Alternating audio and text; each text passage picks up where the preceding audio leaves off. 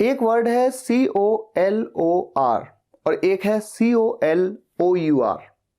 इनमें से कौन सी स्पेलिंग सही है और क्या दोनों का मतलब सेम है? अगर फर्क है तो क्या फर्क है? आपने अक्सर देखा होगा प्रोग्राम, एक स्पेलिंग होती है जिसमें लास्ट में डबल ME होता है। ऐसे ही आपने कैटलॉग की स्पेलिंग देखी होगी CATLOG और CATLOGUE, लास्ट में UE होता है। क्या दोनों का मतलब सेम है?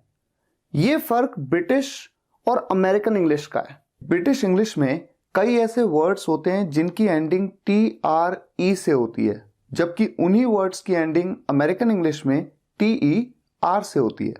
एग्जाम्पल्स की बात करूं तो centre, kilometre, litre, theatre, fibre, metre, इस तरह के बहुत सारे वर्ड्स हैं।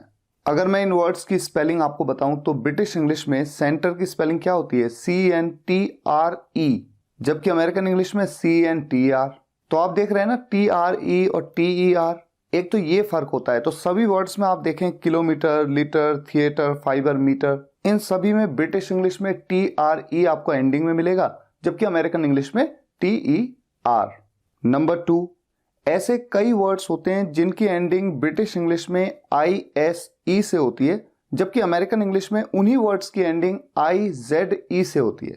एग्जाम्पल्स की बात करें तो organize, recognize, finalize, realize, advertise, sympathize, analyze, civilize, categorize, इन सभी वर्ड्स की एंडिंग में आप देख सकते हैं ISE आ रहा है ब्रिटिश इंग्लिश में, जबकि IZE आ रहा है अमेरिकन इंग्लिश में। लेकिन ऐसा भी नहीं है कि हर वर्ड के साथ ऐसा होता है, क्योंकि एक वर्ड है एक्सरसाइज, EXERCISE, चाहे ब्रिटिश हो चाहे अमेरिकन हो, हमेशा इसकी स्पेलिंग सेम होती है, EXERCISE। अच्छा, कुछ ऐसे वर्ड्स भी होते हैं जिनकी ब्रिटिश इंग्लिश में एंडिंग होती है OUR से, जबकि अमेरिकन इंग्लिश में केवल OR से। जैसे कलर, कलर की स्पेलिंग आपने दोनों देखी होंगी, COLOUR और COLOR।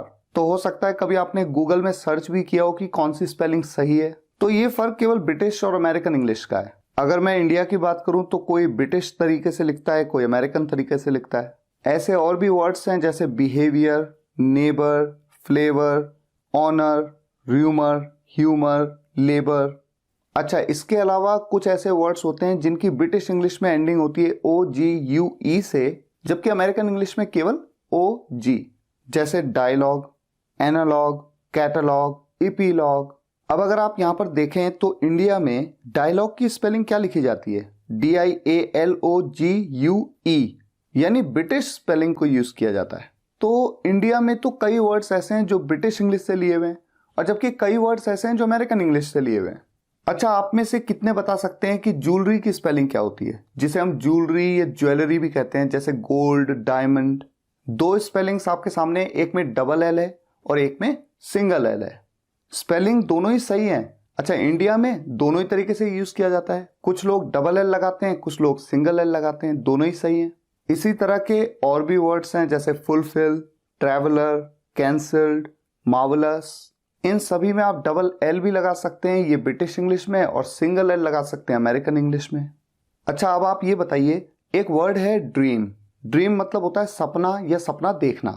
ये एक नाउन भी है और एक वर्ब भी है। जब ये एक वर्ब है तो इसकी 3 फॉर्म्स भी होती हैं। तो इसकी जो सेकेंड और थर्ड फॉर्म होती है वो ड्रीम्ड होती है या ड्रेम्ट होती है, यानी लास्ट में ED आता है या T आता है सेकेंड और थर्ड फॉर्म में। ये भी एक बड़ा कॉमन क्वेश्चन है और बहुत लोगों को कंफ्यूज करता है।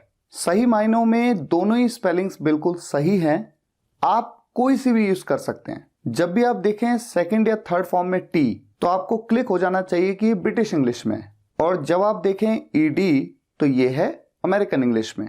इसी तरह का एक वर्ड है लर्न, जिसका मतलब होता है सीखना या जानना। इसकी जो सेकंड और थर्ड फॉर्म होती है उसमें भी यही होता है, आप लर्नड भी कह सकते हैं, लर्नड भी कह सकते हैं। इसके अलावा कुछ अलग से वर्ड्स भी होते हैं जैसे प्रोग्राम।